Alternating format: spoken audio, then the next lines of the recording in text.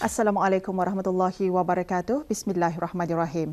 Bersua lagi dalam rancangan Berita ASEAN yang memaparkan peristiwa dan pergolakan yang berlaku di sekitar rantau ASEAN. Berita ASEAN minggu ini dimulakan dengan majlis istiadat bersanding pengantin diraja di antara Yang Teramat Mulia Paduka Seri Duli Pengiran Muda Abdul Malik dengan Yang Amat Mulia Pengiran Anak Isteri Pengiran Rabiatul Adawiyah. Majlis istiadat bersanding pengantin diraja berlangsung dalam suasana gilang gemilang di Balai Singgahsana Indra Buana Istana Nurul Iman. Bahan berita ASEAN lain juga dimuatkan dengan perasmian jambatan baharu di Sungai Mekong yang menghubungkan Thailand, Kemboja dan Vietnam. Program Sukarelawan Profesional Muda ASEAN mengumpulkan para belia dan profesional muda dari kesemua negara ASEAN dalam menyokong masyarakat setempat dengan berkongsi kemahiran dan memberi perkhidmatan. Manakala seorang lelaki terselamat dalam percubaannya untuk menaiki pesawat secara percuma. Bersama Haji Omar Haji Abdul Rahman untuk mengikuti laporannya. Ahad lalu merupakan satu detik bersejarah bagi negara apabila berlangsungnya majlis istiadat bersanding pengantin diraja di antara Yang Teramat Mulia Paduka Seri Duli Pengiran Muda Abdul Malik, Ibni Kebawah Dunia Mahamulia Paduka Seri Baginda Sultan Haji Hassanal Bolkiah Maizuddin Wad Daulah dengan Yang Amat Mulia Pengiran Anak Isteri Pengiran Rabiatul Adawiyah binti Pengiran Haji Bolkiah. Kebawah Dunia Mahamulia Paduka Seri Baginda Sultan Haji Hassanal Bolkiah Maizuddin Wad Daulah, Ibni Almarhum Sultan Haji Omar Ali Saifuddin Sa'dul Khairuddin, Sultan dan Yang di-Pertuan Negara Brunei Darussalam. Dan Kebawah Dunia Mahamulia Paduka Seri Baginda Raja Isri Pengiran Anak Haja Soleha, binti Almarhum Pengiran Pemanca Pengiran Anak Haji Muhammad Alam berkenan berangkat ke majlis istiadat tersebut. Majlis istiadat bersanding pengantin diraja berlangsung dalam suasana gilang gemilang di Balai Singgahsana Indra Buana Istana Nurul Iman. Juga berangkat ke majlis istiadat ini, paduka-paduka ananda dan adinda Kebawah Dunia Mahamulia serta ahli kerabat diraja yang lain. Juga hadir tetamu-tetamu khas Kebawah Dunia Mahamulia dari luar negara. Pengantin diraja perempuan masuk ke Balai Singgahsana Indra Buana diapit dan diiringi oleh isteri pembesar-pembesar negara yang dititahkan. Juga mengiringi seorang dayang-dayang yang membawa kasko langguai, 7 orang pahawai perempuan yang memegang 1 puan, 1 tarian, 1 kabuk dan panastan, 1 kiap, 1 cupu, 1 persigupan dan 1 kasko, serta dian 16 yang dibawa oleh 16 orang dayang-dayang. Sebelum berangkat masuk ke dalam Balai Singgahsana Indra Buana, Yang Teramat Mulia Paduka Seri Duli Pengiran Muda Abdul Malik ditaburi bunga rampai dan dijurus air di kaki. Yang Teramat Mulia Paduka Seri Duli Pengiran Muda Abdul Malik berangkat ke Balai Singgahsana Indra Buana diiringi oleh Duli Yang Teramat Mulia Paduka Seri Pengiran Bendahara Seri Maharaja Permaiswara Pengiran Muda Haji Sofri Bolkiah. Juga mengiringi Yang Amat Mulia Pengiran-Pengiran Ksatria yang dititahkan.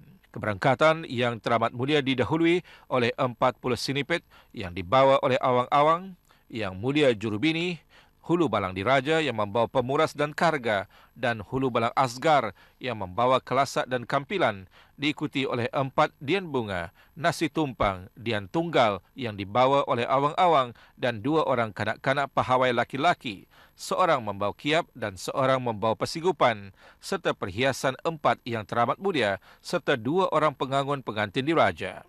Sebaik saja Yang Teramat Mulia Paduka Seri Duli Pengiran Muda Abdul Malik berangkat tiba di tempat persandingan diraja. Kebawah Dunia Mahamulia Paduka Seri Baginda Sultan dan Yang di-Pertuan Negara Brunei Darussalam menapakkan tangan Yang Teramat Mulia ke atas kepala pengantin diraja perempuan. Detik yang penuh simbolik ini diiringi dengan tembakan meriam sebanyak 17 das. Majlis Istiadat Perkahwinan Diraja memperlihatkan keunggulan falsafah negara yang berkonsepkan Melayu Islam Beraja.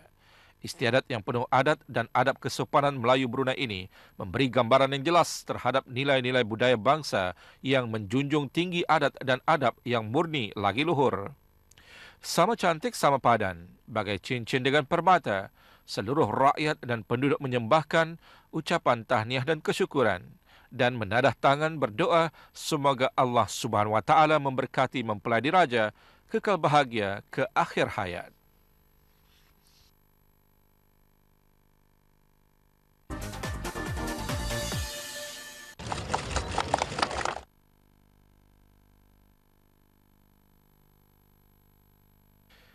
Sebuah jambatan baharu di Sungai Mekong kini menghubungkan Thailand, Kemboja dan Vietnam bagi menggantikan bot dan feri dengan laluan pengangkutan darat yang lebih cepat.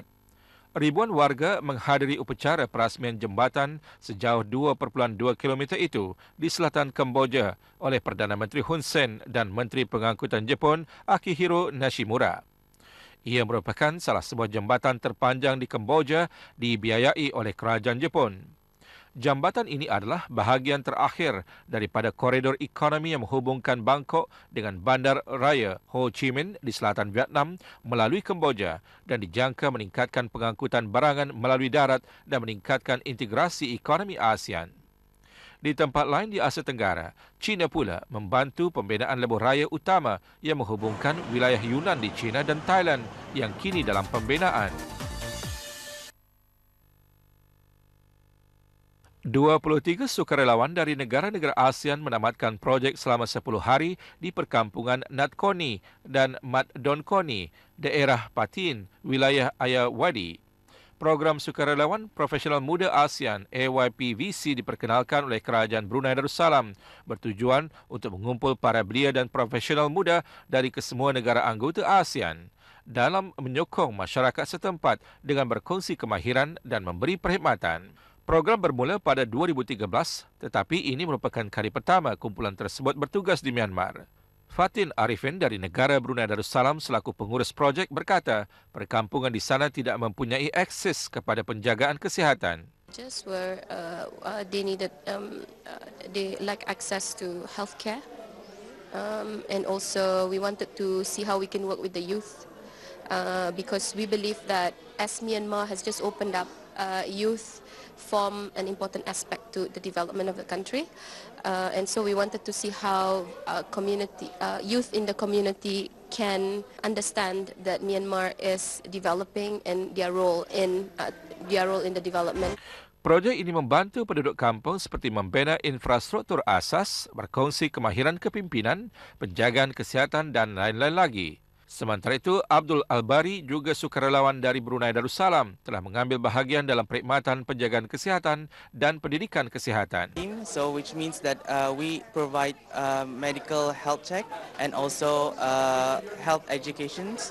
So from these two subgroups, I'm actually conducting as a nutritionist. So I provide consultations to some villages who are having hypertension and also high glucose level and who are underweight and who are overweight as well.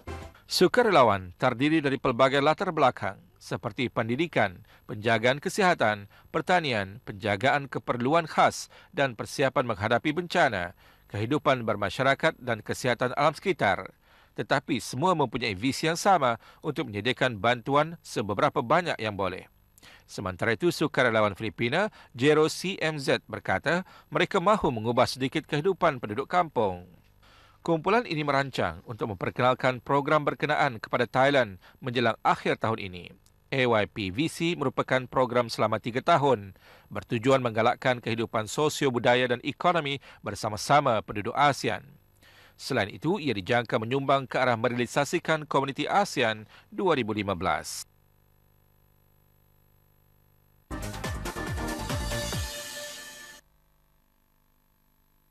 Seorang lelaki Indonesia yang berlindung di sebalik petak roda pesawat terselamat dalam penerbangan altitud tinggi selama hampir 2 jam berada di udara dan di bawah suhu sifar. Mario Steven Ambarita, 21 tahun, didapati terhuyung hayang di sekitar landasan lapangan terbang Jakarta tidak lama selepas penerbangan domestik Garuda Indonesia mendarat dari Sumatera. Lelaki berkenaan pengsan dan dibawa ke hospital dengan telinganya mengalami pendarahan dan cedera ringan pada anggota lain sebelum menghabiskan masa dalam tahanan polis. Polis berkata dia berhajat untuk berjumpa Presiden Indonesia Joko Widodo. Menurut laporan media setempat, Ambarita telah menghabiskan masa setahun belajar melalui internet mengenai pelepasan dan pendaratan pesawat bagaimana bersembunyi di sebalik roda. Dia pernah mencoba berbuat demikian pada suatu ketika dahulu tetapi gagal. Percobaannya itu semata-mata untuk menaiki pesawat secara percuma.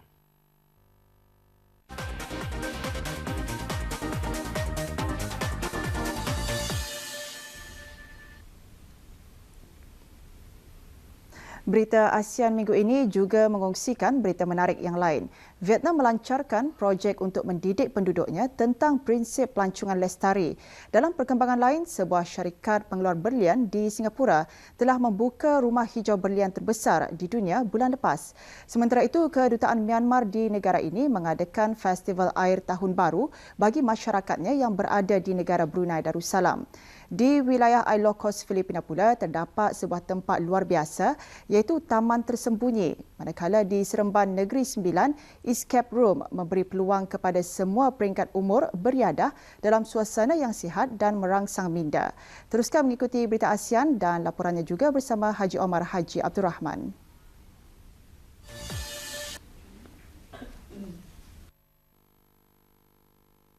Pelancongan merupakan salah satu sektor paling maju di Vietnam. Pengurusan pelancongan yang berkesan adalah penting untuk membantu memelihara budaya dan tempat-tempat bersejarah sesebuah negara. Justru itu, Jabatan Kebudayaan melancarkan satu projek untuk mendidik penduduknya tentang prinsip pelancongan lestari. Di wilayah selatan Phu Yen, penduduk tempatan dan mereka yang bekerja dalam sektor pelancongan diajar tentang bagaimana menjadi warga negara yang baik dan bertanggungjawab. Projek untuk meningkatkan kesedaran mengenai pelancongan tersebut dibiayai bersama oleh Jabatan Kebudayaan Vietnam dan Kesatuan Eropah. Salah satu mesej utama mengenai projek ini ialah tanggungjawab tersebut khusus untuk kedua-dua penduduk tempatan dan para pelancong. Salah satu prinsip pelancongan berhemah adalah sebagai contoh peka terhadap alam sekitar agar semua penduduk mengamalkan tabiat yang baik dan bertanggungjawab.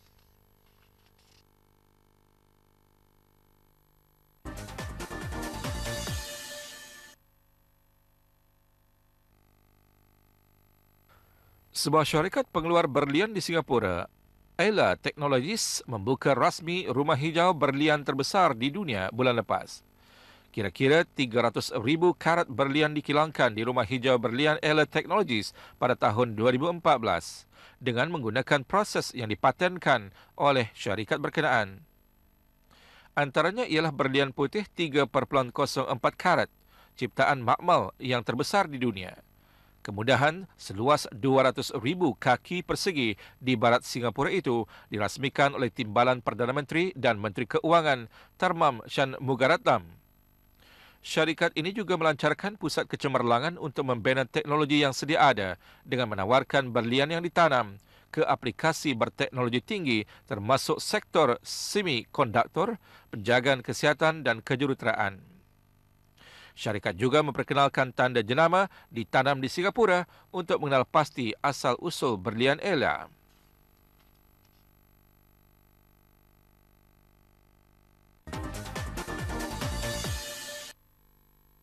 Kedutaan Myanmar di negara ini mengadakan festival air tahun baru bagi masyarakatnya yang berada di negara Brunei Darussalam.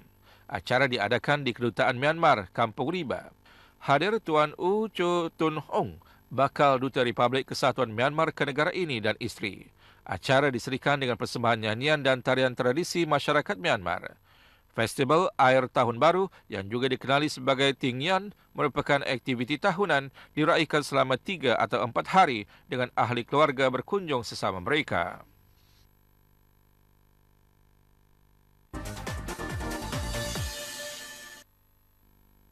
Di tengah-tengah vegan, salah satu daripada 7 bandaraya ajaib yang baharu, terdapat sebuah tempat luar biasa dan satu-satunya restoran taman di rantau Ilocos iaitu Taman Tersembunyi. Selain landscape yang mengagumkan, ia juga merupakan rumah kepada pelbagai jenis bunga dan tumbuh-tumbuhan. Anda pasti akan teruja dengan pemandangan yang indah, udara yang segar dan kaki tangan yang peramah dan mesra. Selepas bersiar-siar, Anda boleh menikmati masakan Ilocos yang asli dan enak. 2 daripada kebanggaan vegan ialah empanada dan halo-halo. Taman Tersembunyi merupakan salah satu tempat menarik di wilayah Ilocos yang harus diterokai.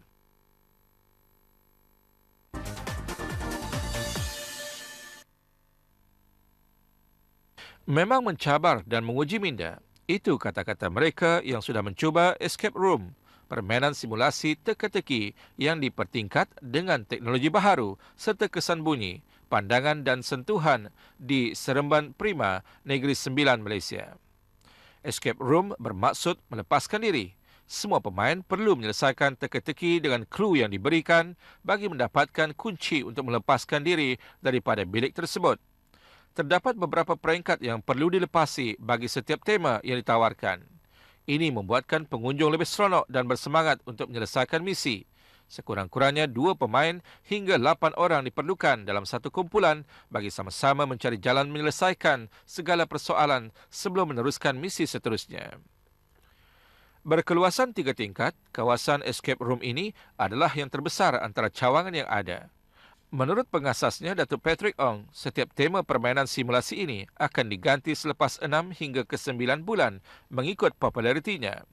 Tema terbarunya ialah Firefighter The Ultimate Challenge yang memberi peluang kepada pemain meneroka cabaran anggota bomba semasa operasi menyelamat. Keunikan escape room ini ialah memberi peluang kepada semua peringkat umur, terutama keluarga, beriadah dalam suasana yang sihat dan merangsang minda. Tourism Malaysia Negeri Sembilan berharap produk baru itu mampu menyumbang merancakkan sektor pelancongan di negeri adat pepatih itu selari dengan Tahun Festival Malaysia 2015.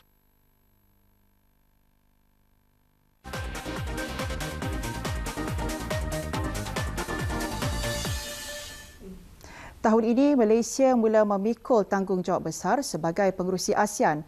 Myanmar menamatkan peranannya sebagai pengerusi ASEAN pada 31 Disember lalu. Dengan pelantikan sebagai pengerusi ASEAN yang baharu, Kuala Lumpur akan menjadi hos kepada pelancaran komuniti ASEAN yang akan dilancarkan pada November tahun ini. Ia selaras dengan deklarasi sidang kemuncak mengenai peta garisan komuniti ASEAN 2009-2015 yang dimeterai pada sidang kemuncak ASEAN ke-14 di Hua Hin, Thailand pada tahun 2009. Auda, hingga di sini dulu pertemuan kita dalam Berita ASEAN malam ini. Bertemu lagi minggu hadapan pada hari dan waktu yang sama. Untuk mengikuti Berita ASEAN, Auda boleh layari video portal melalui laman web www.rtbnews.rtb.gov.bn. Assalamualaikum warahmatullahi wabarakatuh. Salam hormat dan selamat malam.